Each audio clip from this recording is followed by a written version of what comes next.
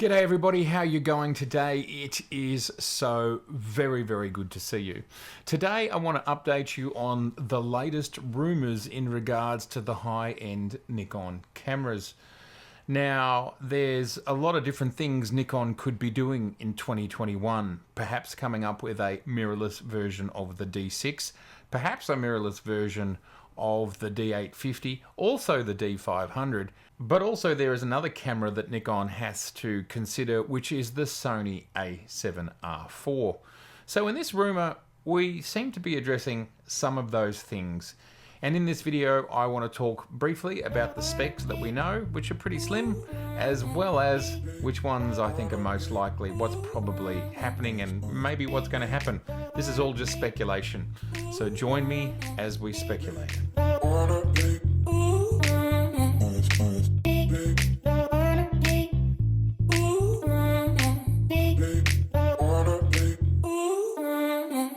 Well, thank you so much for being here. I just wanted to thank a bunch of people all around the world, Germany, UK, Ireland, Australia, for buying some prints off my website. Very exciting. And I just thought I would quickly show you how that works. Let me throw you over to the website. And this is where artwork comes from. And if you're following me on my Instagram feed, you might have seen some of the most recent images posted. This image here is one of the images that has been recently purchased. Pretty simple. You choose the image that you want. You decide whether you want it rolled or framed. I would suggest, if you're overseas, to go rolled. Much cheaper to ship it. And then you can choose your size. Now, if there's a size here that you want that we don't have, well, you can custom. So just send me an email and we can work something out. As I said, I just wanted to thank all of you very much for buying prints. It's a beautiful thing when you purchase my artwork, especially when you're on the other side of the world. That's just absolutely gorgeous. So thank you very much. Let's talk about the new Nikon cameras. Let's jump to the rumor. And part of this rumor includes the potential of new professional body designs.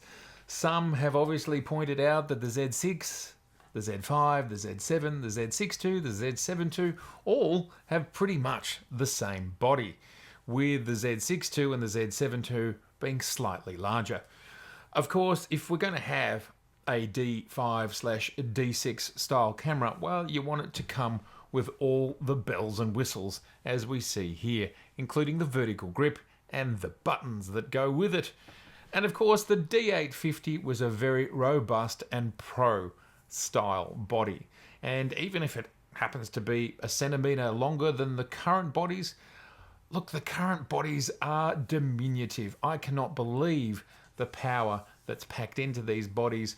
Whether it's a Sony, a Canon, or a Nikon, they have so much going on inside these little bodies. So if we're going to get more than 20 frames a second, if we're going to get 8K that lasts longer than the Canon, then I'm absolutely okay if the bodies get a little bit bigger. So bigger bodies, pro bodies, fantastic. So here with our good friends at Nikon Rumors, they're talking about the potential of 5 different bodies being tested at the moment. And let's jump into the specifications of some of those bodies. Now, this camera here, it starts with the specification of 60 megapixels. We'll just quickly read this out. 60 megapixel, 16-bit, with an updated viewfinder, 5.76 million pixel viewfinder with a 120 Hz refresh rate. So by the look of it, this is the replacement for the Nikon high-end landscape sort of camera. 60 megapixels is a lot of pixels to push around. So personally, the 60 megapixel thing, you know, we're only talking 14.3 more megapixels than the current D850 and the Z7 and Z7 II. And I can tell you, going from 36 to basically 46, it's not overly perceivable, and then going that extra bit again, I'm not sure it's worth a 33%, a third increase in data size, file size, pipeline, slowing your computers and everything down for those extra pixels. Now, certainly there's people out there who believe that they need every little pixel that they can get in order to crop hard. And look, fair enough. If that's something that you do, then you know your use case. And as I say over and over again, choosing your camera, camera system, camera brand, whatever you want to do, it's all about use case, budget, and legacy. In other words, use case, well, what do? If you're like me and my Hasselblad and you just shoot, let's say you shoot refrigerators for a living, well, you don't need state-of-the-art focus, do you? That's your use case, but you want the best possible dynamic range because you're shooting for a high-end, white good consumer brand, and that's what they want. For example, we've seen in the past, sometimes Apple, for example, use Hasselblad cameras to photograph their equipment, their computers and whatever else. And that makes sense. You don't need face tracking when you're photographing a computer. There it is, 60 megapixels is a potential. It's on the drawing board, and obviously it sits in the same place in the market as the Sony a7 IV, which is also around 60 megapixels. I'll talk about all three of these at the end and which ones I think are most likely and least likely. The next model has fewer megapixels and is designed for sport. It's got the same EVF, 5.76 million pixels, or close to 6 megapixels. The 120 Hz refresh rate, and it has a very high frame rate with stunning, obviously extraordinarily fast autofocus tracking. And they're saying here potentially better than the D6. Now, this is a very interesting camera to me because basically, does this fill the D500 space? Let's just keep going to the last lot of specs and then we'll talk this through. Okay, so what we have here in the final model is a 46 megapixel sensor, 20 frames per second. Again, that same viewfinder, 5.7 million pixels at the 120 Hz refresh rate. So this third camera very much looks like an R5 because it's got the 20 frames per second. It's got the same 45 versus 46 megapixels as the R5, and presumably it would have motion tracking AF at the same sort of level. So it's interesting because we've got the 60 megapixel camera and we've got this 46 megapixel camera, and they're both, in a way, potential replacements for the D850, aren't they? The D850 is probably considered one of the best all-round DSLRs ever made. It could sort of handle every situation. You could shoot it for landscapes, 45 megapixels, even up to 9 frames a second. Fabulous. Then you could go to DX mode and get almost 20 megapixels, and again shoot it at those high frame rates. It had very good AF, almost as good as the D500. So is this third camera the D850 replacement? I would also expect at that megapixels it would also be 8K. So if I'm thinking which one's actually the D850 replacement, it's the all-rounder. Not only is it an all-rounder at stills, just like the D850, but this camera here becomes the all-rounder of video, shooting 8K, 4K, very much like we've seen with the Canon R5. And we can only hope, for the sake of the camera industry in general, that this Nikon version of this camera has less overheating issues, as it will probably appear over a year later, is my guess, second half of next year. I'd like to think that they address that stuff, because as much as the Canon is very exciting and the 8K is very exciting, and I talked about it myself in my own videos, at the end of the day, it's a difficult 8K to use right now, not only because of it overheating quite quickly, but also workflow and codecs editing are putting a massive drain on people who are using them at the moment. Now, this could all be addressed with updates and firmware on both the hardware side for the camera and the hardware side for the computers. So there we have it. We've got the three cameras. So we've basically got the 20 or perhaps 24 megapixel D6 style camera. We've got a 45, 46 D850 style camera. And then we've got this 60 megapixel camera that doesn't fit anywhere in Nikon's current lineup. This is a new mega landscape-esque style camera. Now, interestingly, this headline says there's 5 cameras being tested, but they only talk about 3 of them. So what does this say to us? We've got 2 DX APS-C cameras being tested and they're just simply not talking about them. Because I think what's really glaring about this is that the cropped cameras are not being talked about at all, and there is very little movement in the lens roadmap in regards to cropped cameras. Does this mean potentially that Nikon is moving away from them?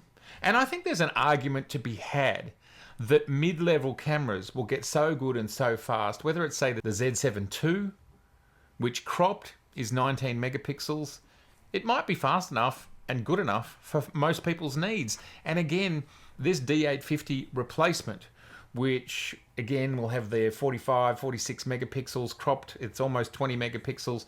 You could be getting 10, 12, 14 frames per second, and you get the best of both worlds. Imagine this camera. It'll do landscapes at 46 megapixels, and you can do wildlife and birding at almost 20 megapixels, and it's all in one body.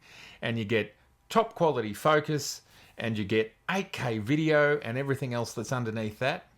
That to me sounds like the dream camera. It's very possible in my mind that Nikon might be edging away, and some of that might be to streamline their product lineup. It's possible.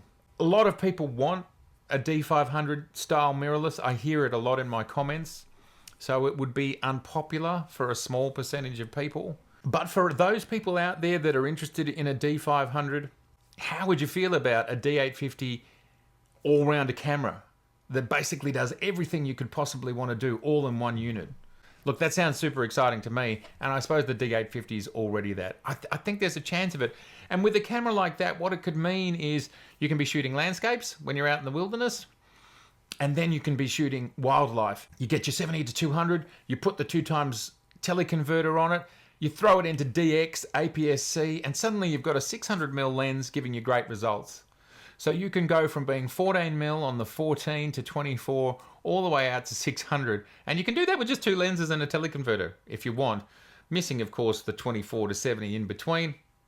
But the Holy Trinity, if you've got the Holy Trinity, man, does that give you a massive amount of options with just 3 lenses and 1 body and 1 teleconverter. If that camera existed, I think it would sell like hotcakes. Now, here in this list, as for the D6 style camera, well, I do genuinely think there's a place for sports, photojournalism, and other sort of journalistic applications where high megapixels is simply not required for newsprint, magazines, and online usage. What you want is maximum speed, maximum accuracy, and the fastest pipeline that you can get. I think the D2, the D3, the D4, the D5, and the D6 have had a very specific place in the world, and I can see Nikon replacing the D6 with a mirrorless version. And then there's 60 megapixel version. For me, if they had to choose 2 of these 3 cameras for next year, I would feel like it's the 60 megapixel version. And the reason that I say that is, really, in real applications, for the majority of users, that's 60 megapixels. And I'm talking about the majority. Obviously, there might be 5-10% of people out there who are desperate for those extra megapixels. But I do think there's going to be a compromise when you're just trying to squeeze so much into such a small space. Which leads me to, well, what are the 2 other cameras? What are these 2 other cameras? This article says testing 5, but they only talk about 3. What if one of them is the DX camera that they're testing? Maybe a higher end one. And what if the other one is the Holy Grail, that medium format that I've talked about, the possibility of a medium format? It's more than likely. I can see the fact that right now you could stick the off-the-shelf sensor that's in the GFX 100 and also in the Hasselblad, potentially in the Leica. Of course, Nikon would be able to get their hands on these sensors. They'd be able to stick one in the body, maybe without the IBIS, just for testing. They've now got their dual processor pipeline up and running It doesn't matter if the camera only runs at 4 frames a second instead of 10. I see no problem at all for them to be able to be testing this. Now, some people have shown me that the 50mm has a large enough image circle to cover that small medium format sensor. I reckon that might be one of those 5 cameras, even if it's just being tested and it never sees the light of day. Otherwise, that 5th camera is another cropped sensor camera. It's interesting. So ultimately, this is it. We've got a 20 or a 24, a 46 and a 60. Potentially all of them could come out next year. My guess is 2 of them will come out. And perhaps a 3rd one could be another cropped sensor camera because we haven't seen one for a while now. Interesting stuff. As always, everybody, I'd love to know, out of those 3 cameras that we've got specifications, rumoured specifications on, the 20 to 24 style D6 camera, the D850 all-rounder camera that could do everything 8K and everything under that, as well as shoot almost 20 megapixels in crop sensor and 46 megapixels full frame, the D850 style, or the behemoth, the 60 megapixel 35mm sensor, which sure, there might be some technological advances since the A7R4 came out. I still think it's pushing the envelope really hard. And my preference for file size, ease of use, all-rounder, I'd prefer a camera to be slightly faster and the pipeline to be faster rather than those 60 megapixels. Which of those 3 cameras would you be interested in, or none? You don't even have to be interested in buying, just which one would fit your use case one day in the future. Just for fun. We're just having fun. It's like we're dreaming. Here we are, we're dreaming together. All right, everybody, thank you so much for being here today. If this is your first time here, it is so very lovely to meet you. I'd love to see you again, so please subscribe.